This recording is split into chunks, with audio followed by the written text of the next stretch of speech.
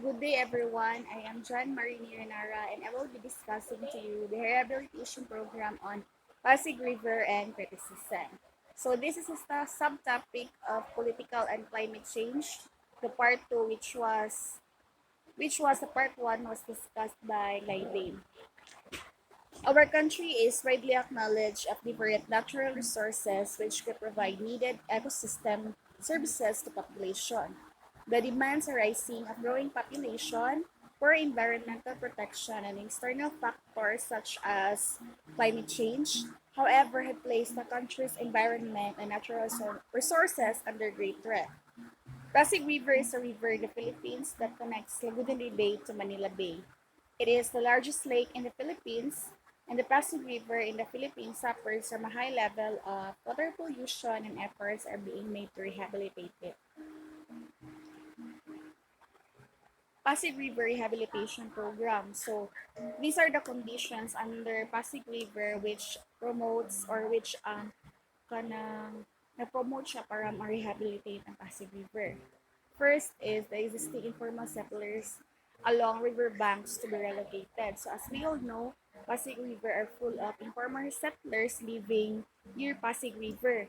So the floating of garbage from minor and major tributaries draining in the main river. So kani sila, mo ni sila ang mga garbage from major factories and minor caused also by the high level population along Pasig River, domestic and industrial wastewater. The agenda of the Pasig River Rehabilitation Program are as follows: formulation of master plan, regulate easement, integrate and coordinate development programs, abate industrial wastewater and sewage dumping and enforce, relocation of formal and informal settlers, undertake civil works such as dredging, clearing obstructors, cleaning on the river, status report to the President, coordinate with national and local units, and formulate implementing rules and regulation. Let's now move on to the criticisms on Manila Bay. Political consideration and inconsistent implementation of otherwise well-meaning laws and regulation have gotten in the way of science-based environmental policy, leading to debacles like the artificial white beach along small portion of Manila Bay.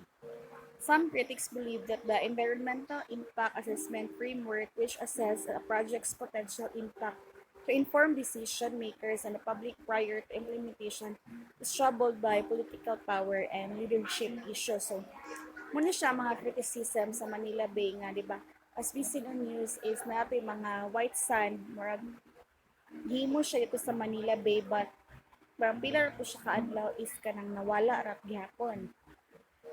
Let's now move on to the criticisms on Pasig River rehabilitation.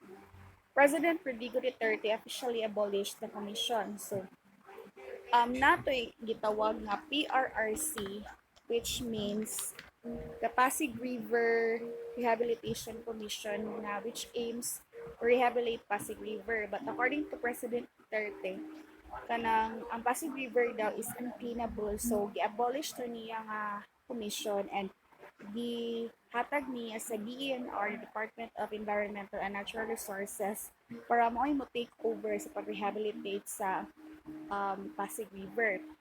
Pasig River rehabilitation was turned over to the Manila Bay Task Force with the executive order citing a need to consolidate ongoing rehabilitation efforts in all river system and tributaries within the Manila Bay region. The revival of the Pasig River Expressway, in which it was not approved because it was not cleared and depth the water is not achieved. So, ang revival sa Pasig River is na kuanto siya kanang nawala tungod kay ang depth sa water is dili sa accessible para magtukod og expressway and naputo siya yung mga waste nga mong naka-trigger nga wala na dayon ang rehabilitate sa Pasig River. The Pasig River can no longer be clean because of the factory waste and the continuous rise of urban population. So, mo po ni siya ang one nga katong gina-push si President Rodrigo Duterte because of the waste nga continue nga padulong sa Pasig River from big factories and katong sa population or the informal settlers living near Pasig River. It also stressed in the replacement of the BRRC to be handled by the DNR in maintaining the rehabilitation project of Pasig River. So, as I've said earlier, nga ang PRRC was replaced by the DNR to handle the rehabilitation program of the Pasig River. So, mo to siya nga, it is very important nga pangalagaan na to ang atong natural resources, most especially it contribute to the population nga makahatag og trabaho, makahatag og pagkakakitaan sa usa ka lungsod. So, importante pod ang pag-appeal sa mga political leaders to make rules and regulation para ang usa ka lugar is maayo ang pamalakad. So that ends my report. Thank you for listening.